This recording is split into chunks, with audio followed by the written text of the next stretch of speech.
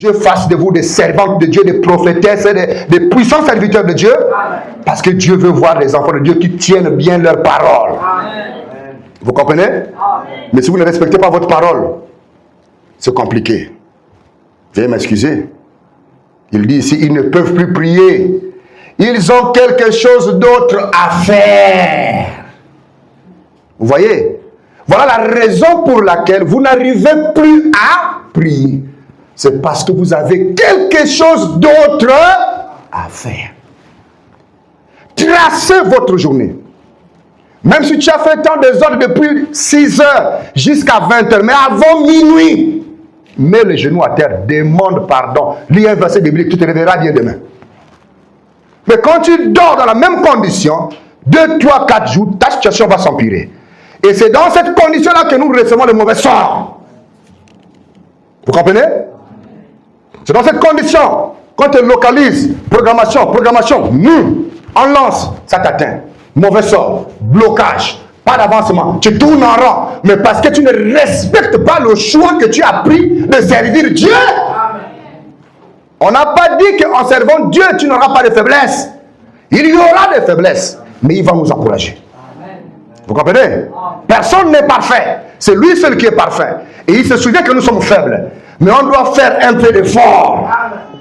Et en faisant un peu d'effort, il viendra nous soutenir. Qu'est-ce qui te prend autant de temps? Ils ne peuvent plus prier. Ils ne peuvent plus simplement aimer ni servir Dieu comme ils en avaient l'habitude. Vous voyez, non? Pourquoi tu n'arrives plus à l'aimer? Mais tu ne lis plus la Bible. Pourquoi tu n'arrives plus à le servir? Mais tu ne pries plus.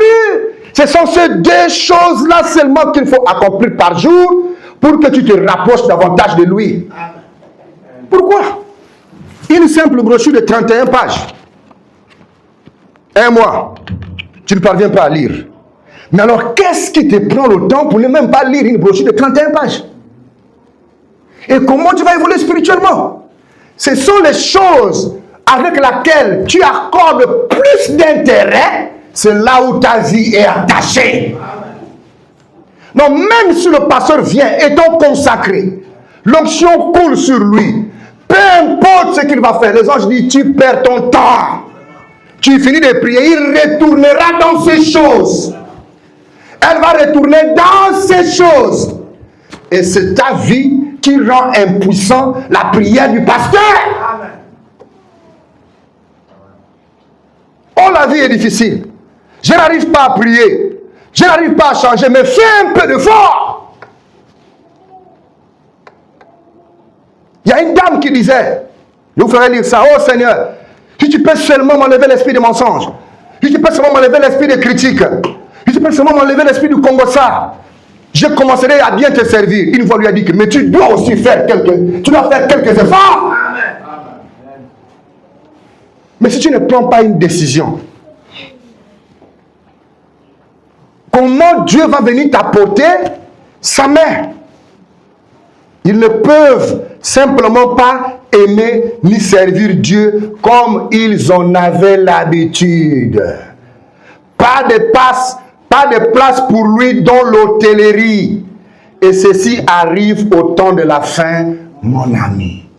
Voilà aujourd'hui. Quand Jésus est né, on a pris le bébé Jésus. Où est-ce qu'on l'a amené? Dans une crèche. Que dit la Bible? Il n'avait pas trouvé de place dans l'hôtellerie.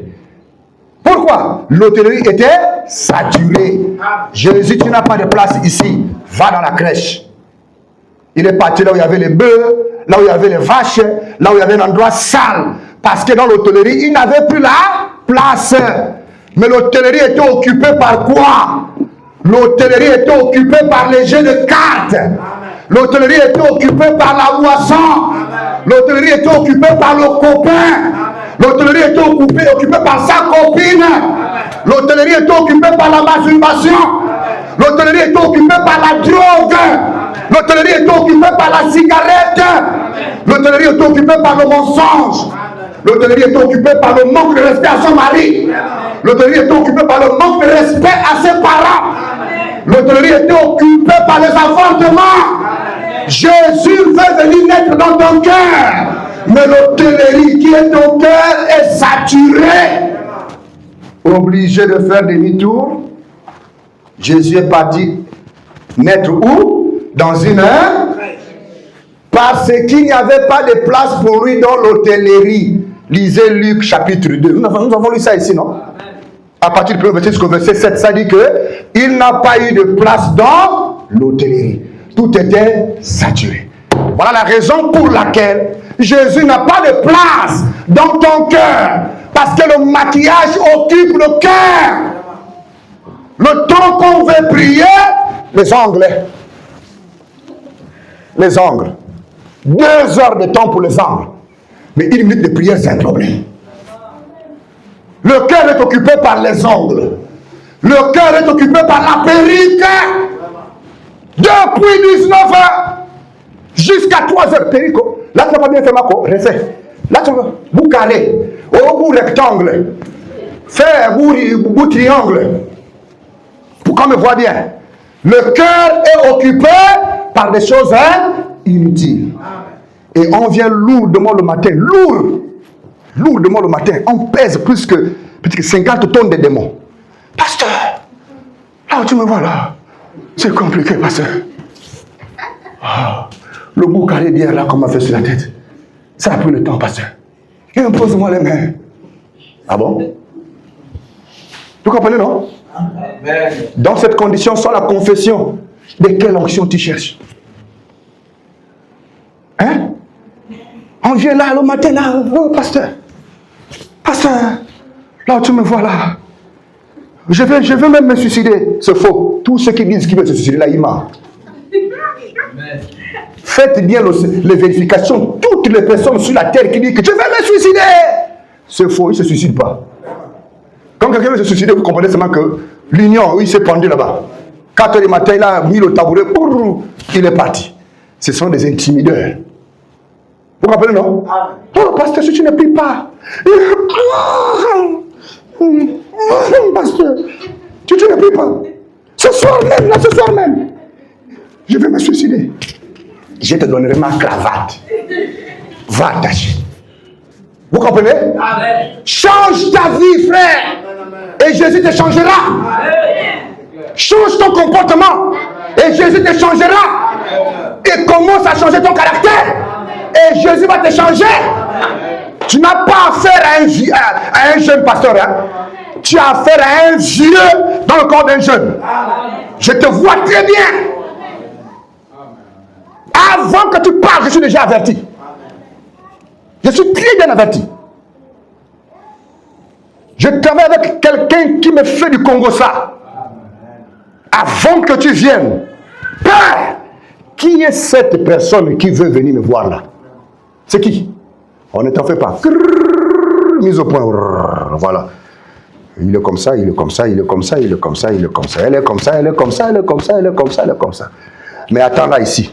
Hein? Tout ce qui passe là, attends là seulement là. Ok? Oui, Père, à vos ordres. Viens parler. Vous comprenez?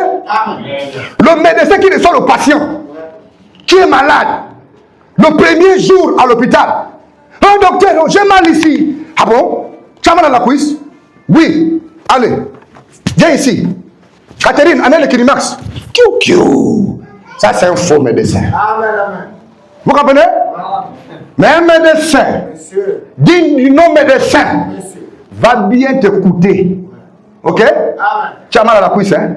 La douleur là a commencé comment? Non, c'était subitement comme ça, j'ai eu mal. C'était quand? Ça fait combien de?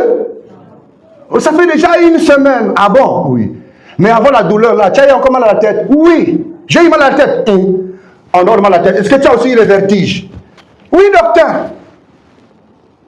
Parfois j'ai aussi un peu les vertiges. Ah bon? Oui. Ah. Non, injecte-moi seulement le quartem, docteur. Avec chloraphénicol. Ah bon? Donc tu connais déjà chloraphénicol? Oui, docteur. Si tu me mets un peu de chloraphénicol, les vertiges là vont finir. Mais vers le matin, là, tu pars vomir un peu. Parfois, il m'arrive un peu... parfois aussi à vomir. Catherine, oui, j'espère qu'il n'y a pas de Catherine ici. Hein. Viens ici. Prenez un peu le sang, vérifiez là-bas. Quand tu as vérifié comme cela, 3 mois de retard. Tu veux me pousser à t'amener à avorter? Hein? Il y a des gens qui font ça ici. Tu veux avorter, tu trouves pas le médicament, tu peux mentir à telle entreprise, la pauvre clinique, et tu demandes tel médicament pour qu'on t'injecte pour que la grossesse parte. Vous comprenez? Il y a des médecins avertis, hein? Il va regarder. Le cou commence à devenir même noir déjà. Ma fille, je vois où. Va d'abord à la maison, hein? Reviens dans 2 semaines. Bon, là, je pense que paracétamol, ça va aller. Est-ce que paracétamol, ça enlève ça? Bon, paracétamol 250 mg, hein? Reviens dans 1 semaine. Après 1 semaine comme ça, mais toi, tu n'es plus venu en consultation, docteur, toi-même, tu vois déjà. Ah bon, donc c'est ce que tu voulais que moi j'enlève, hein? Vous comprenez? Spirituellement, vous pensez que c'est par hasard, quoi. Que tu viendras chercher quelque chose dans la présence de Dieu et ça va se passer dans la simplicité. Mais Dieu te connaît.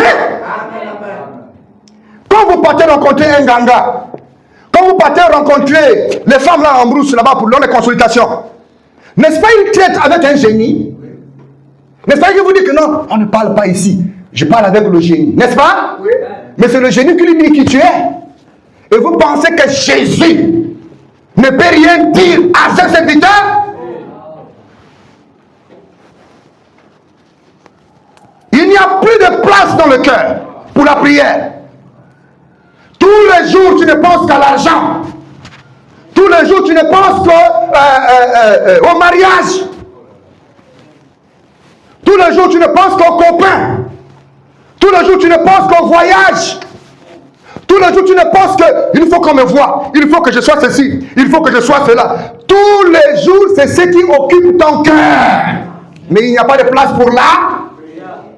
Comment Jésus va entrer? Alors Jésus est dans une crèche. Alors que dit la Bible? Recevez le Saint-Esprit par la repentance. Comme ça, quand Jésus descend, le Saint-Esprit entre dans votre cœur. Il chasse les jeux de cartes. Il chasse le mensonge. Il chasse la fornication. Il chasse l'adultère.